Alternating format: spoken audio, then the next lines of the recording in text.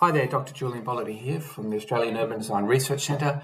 Today reporting on the results of our survey, the Natural Density Survey, with my colleague, Dr. Nicole Edwards. So densification within existing suburbs can be stymied by entrenched community opposition, partly because densification is seen as an assault on the leafy greenness of suburbs and nature more generally. Conversely, some research asserts that park upgrades and public domain upgrades can incentivise support of densification in the park catchment. So the Natural Density Research Project tested such claims, and we've documented the results of a survey of over 1,000 people in Perth, measuring support of different park upgrades deployed in an existing park in a densifying middle ring suburban setting. So the presentation I'll give is in three parts. Firstly, I'll set the scene regarding urban development in Perth, outer suburban development, suburban densification and apartment development in central areas, and its effects on our experience of nature in the city. Secondly, we will present the results of our survey to understand the degree to which varying park upgrades can incentivise support for densification and even apartment living adjacent to parks. Finally, I'll reflect on what underlying factors explain the results and what it all means. So as our cities sprawl and grow denser, finding ways to connect with nature becomes increasingly difficult. However, for regular exposure to nature is crucial for our physical and mental well-being. So this is worrying because projections indicate Perth's current population of 2.1 million could surge to 3.5 million by 2050. Indeed, the state government anticipates 800,000 new homes will be required to accommodate this projected population growth. It could be much more, though. The Australian Bureau of Stats in their highest Series A projection indicate Perth's population could reach 6.6 million by 2061, which would require a vast expansion of the city to the tune of 1,486 square kilometres or more. Indeed, this is already happening. We can see here the city nibbling away at biodiversity on the northern development front of Perth. And that's because we have one of the lowest targets for infill development in relation to greenfield or outer suburban development of all cities around Australia. So we only, our target for infill development is 47%, which means that we effectively would do then 53% suburban development. But of course, historically, we haven't achieved this infill target. And sometimes the amount of percentage of infill achieved has been much lower at around 28%. The result of this situation is this is worrying because Perth is sprawling essentially into what is a globally significant biodiversity hotspot, referred to the Southwest Australia biodiversity hotspot, which we can see here. The hotspot region now has more threatened species, plant species than most countries of the world, and only 7% of the original vegetation is intact. So in Perth, clearing of Banksia woodlands and coastal heath for suburban development continues to reduce the extent of species-rich native vegetation. And we can see that here in the depiction of plant associations in Perth before and after European settlement. And this is partly the result of agricultural development, but certainly the nibbling away of biodiversity that we can see here is also occurring on a day-to-day basis in Perth for suburban development. So planning orthodoxy would suggest that infill development is the answer to all of these problems. So in Perth, a large proportion of infill development, however, is occurring through background infill, which involves the gradual subdivision of backyards in middle ring suburbs for semi-detached 1 to 2-storey dwellings. As could be expected, background infill development creates dwellings with only a fraction of the generous garden space found in a traditional quarter-acre block. A concerning consequence of background infill has been a significant reduction of urban forests in greyfield suburbs, despite the indispensable role of trees in promoting urban livability and sustainability. Some 60% of trees in Perth are on private land, so when you subdivide the backyard and plonk a big house on it, with only narrow corridors of open space around the edges, typically you lose most, if not all, of the trees on that lot. And we can see that when we look at the map on the right. Suburbs which are well-resourced and well-connected and have been effective in fighting off urban densification have high canopy covers, which can be seen here in, for instance, Dalkeith, which has a canopy cover of 30 to 40%, and very little infill, which is represented as these black dots. Whereas suburbs which have not been so effective in resisting infill development, like Belmont, have a canopy cover of around 5%, and we can see the proliferation of background infill in those areas. Certainly state government is rightly pushing for precinct-led density around transit, around train stations, or in the city centre, which obviously makes a lot of sense. However, in a research project called the High Life, where we analysed hundreds of apartment buildings between Perth, Melbourne and Sydney, we found that experiences of nature in these developments was generally lacking. Typically, you don't have many mature, substantial trees, and much of the communal open space is paved, or in some cases, artificial turf here, which we can see on the left. So these are fairly barren spaces, and the reason is because in an apartment building, particularly when the communal open space is above car parks, it is very difficult to both provide the soil depth required for significant landscape, but also to maintain that effectively over time. So the result is often a very barren environment, which provides little experience of nature within that immediate context for residents. So this is worrying across both forms of densification, because interactions with nature and cities plays a critical role in people's overall well-being through 4 pathways. Firstly, by encouraging physical activity, such as walking. Secondly, by reducing exposure to stress and offering space for physical and mental recovery. And thirdly, by fostering social connections and sense of community. And finally, by providing a healthy and comfortable environment with better air quality and thermal comfort than built-up areas without green spaces. So these pathways result in numerous health and well-being advantages throughout an individual's life. So many communities do resist densification, partly because of this perception of that it is an assault on nature. They're often referred to pejoratively as NIMBYs, not in my backyards. However, some people said it's crossed over into bananaism in more recent times, which has built absolutely nothing anywhere near anything. So given both the importance of nature in our cities and the importance of densification to reduce sprawl, is there any way we can reconcile nature and densification in our cities? In recent decades, numerous planning movements have sought to marry urban form and green infrastructure. Certainly the principles of green space-orientated development, or GOD, which I've been evangelising about for the last decade, also claim that urban densification is not inimical to green space and a provision of nature and natural experiences. So the core spatial idea of GOD is to develop the 5-minute walkable catchment of upgraded parks with medium density infill, and in so doing addressing the missing middle in Australian cities. So the idea is to upgrade parks which are within a 15 to 20 minute walk of transit. So they're not directly on public transport or rail stations, for instance, but they provide convenient access via e-bike, bike or scooter, or walking if you have the time. The idea with this approach is that it combines the positive elements of suburban living, such as access to nature and green spaces, with those of urban areas, including medium density housing, access to public transport, amenities and thoughtful urban design. But the question always remained in the GOD work is, what form of park would incentivise urban density to a sullen community? What form of park upgrade might convince suburban dwellers to move into an apartment? To answer such questions, my co-author Nicole Edwards and I developed the Natural Density Survey, which systematically measured community-supported different park upgrades. The park upgrades were based on different landscaping approaches, based on water-sensitive urban design theory or the pastoral, formal, productive or bush garden movements. The survey asked respondents which type of park upgrade would most act as an incentive for them to support urban densification, and furthermore, which would most make them consider relocating to one of the neighbouring apartments. We also then asked for their general attitudes to urban densification. The survey was essentially disseminated by UWA and AUDRC web pages and social media. I had to join 98 Perth community or environment-related Facebook groups. And yes, my Facebook feed hasn't quite recovered. We got over 1,000 respondents. So the survey used a typical base park, which we can see here, which is a typical park in the middle ring suburbs of Perth.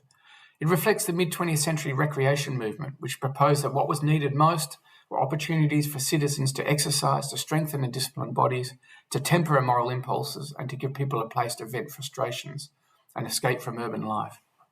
This movement resulted in the stripped-back parks geared for active recreation, generally comprising broad swathes of irrigated lawn and a scattering of trees. In other words, it's boring as. Now to the upgrades. The first reflects a pastoral landscape, as we described in the survey. A pastoral landscape is domesticated nature, defined by its general undulating, sprawling lawns and shaded walk. evoking a feeling of peaceful spaciousness.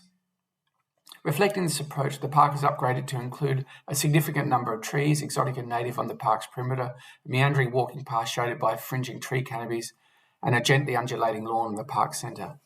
So this park upgrade draws on the 18th century pastoral landscape tradition of Repton and Capability Brown, which exists in a few public gardens in Perth.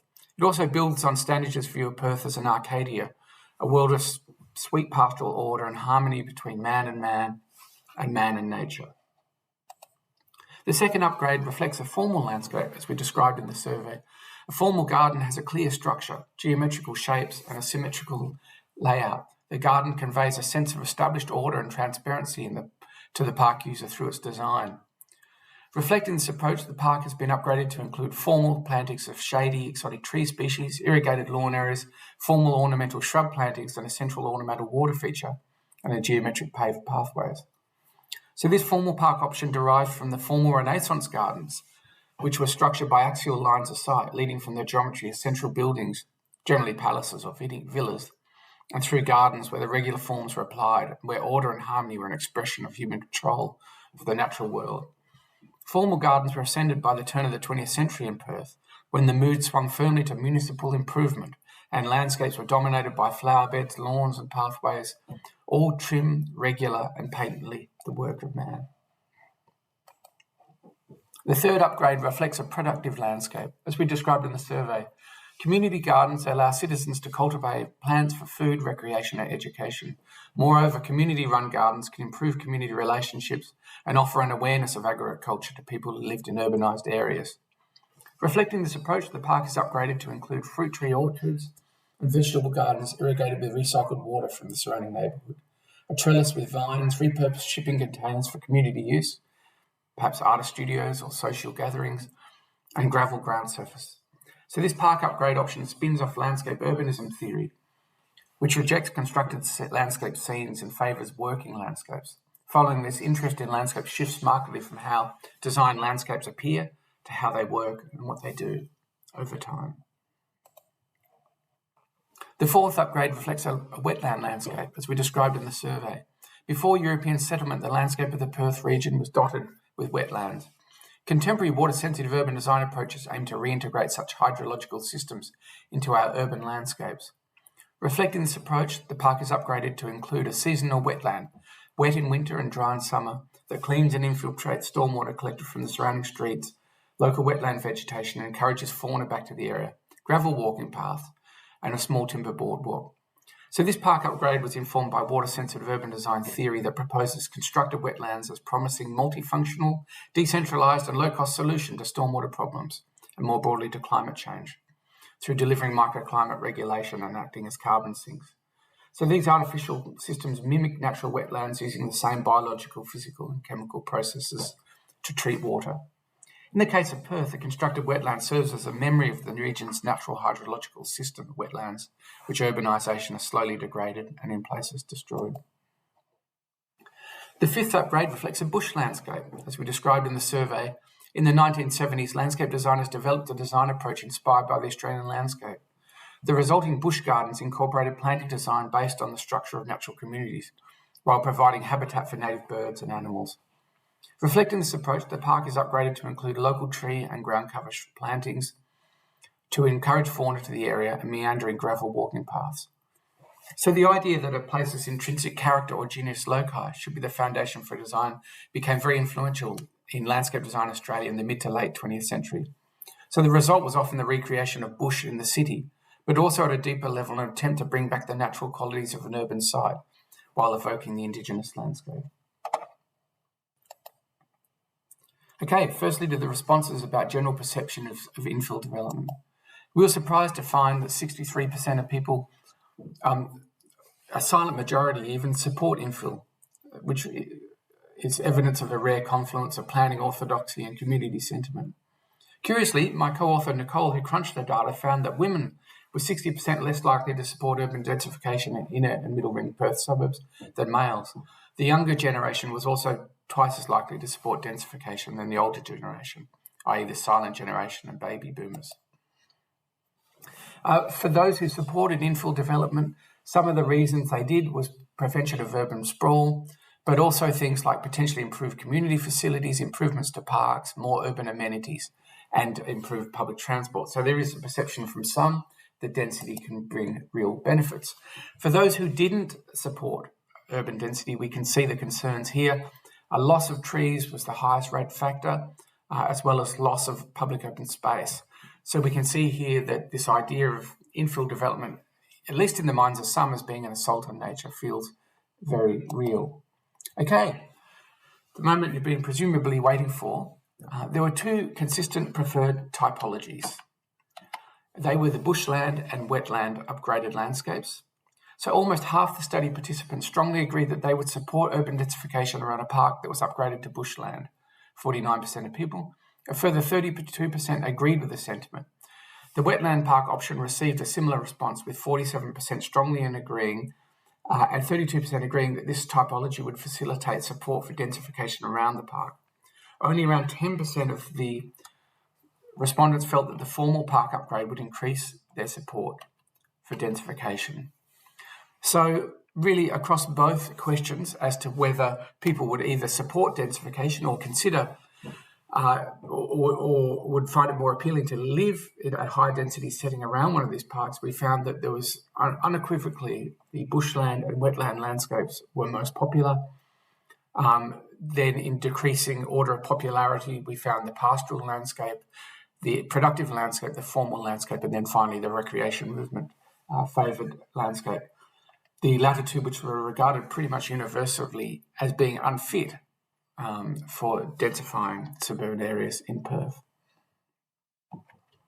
So what does it all mean? Landscape historian John Dixon Hunt, who's pictured here, neatly divides landscapes into first, second and third nature. First nature is essentially pristine wilderness unaffected by humanity's presence. Second nature is cultural landscapes, including all agricultural and urban landscapes. And third nature is constructed parks and gardens. So what we really found in our survey was support was highest for park upgrades which evoked the region's endemic landscapes, e.g. the wetland and bushland park upgrades, and resonated with John Dixon Hunt's definition of first nature or wilderness. Conversely, more formal contrived park upgrades, e.g. the formal park, relating to Hunt's third nature were unappealing in the context of urban densification. The desire for representations of wilderness is not entirely surprising. Around the globe, as wilderness areas rapidly disappear or threaten with elimination, they become increasingly valued, despite for many urban dwellers first nature primarily existing as an idea or as a constructed copy. In Australia, the destruction of wilderness areas was regarded by academic historian Don Watson as not only the material but the inevitable psychological precondition of European civilization in Australia. Our park upgrade assessment results affirm the popularity of park types, spinning off local and nostalgic notions of wilderness. Unsurprisingly, these are the same wild landscapes that urban and agricultural development in Perth has largely destroyed. Indeed, by the 1970s, more than 200,000 hectares of wetland had been drained for agricultural and urban development in the coastal plain. Moreover, reflecting the exigencies of development, huge swathes of Banksia woodland on the coastal plain around Perth have been cleared, and we can see that pictured here. Because of our unthinking destruction of this natural heritage, there is now an undercurrent of longing in our collective unconscious for these facsimiles of these archetypal Perth landscapes. As well there should be. Support for first nature in suburban parks also perhaps reflects a seeping disquiet about the smothering of Indigenous culture within Australian cities. Indeed, places such as parks and their naming, plant materials and structure are neither innocent nor neutral, and they can quietly work to marginalise or oppress or to include and engage. For instance, the formal park type could be constructed to make Aboriginal people, non-locals or strangers on Aboriginal land. Conversely, Indigenous groups could be engaged in conceptualising and even managing the wetland and bushland park types. While Indigenous people have a powerful sense that the land owns people, not the other way around, Australian historian Bill Bunbury has identified that non-Indigenous populations have in some cases also developed a growing sense of place and identification with land, a growing shift perhaps reflected in our survey results. In conclusion, our findings emphasise the need for policies to deliver alternative park upgrades, twinned with urban densification approaches to address community sullenness towards an urban density and ensure experiences of nature in densifying areas. Clearly, density does not need to be inimical to quality green space and the health and well-being of benefits that go with it. So this project is dedicated to this end. Thank you for listening.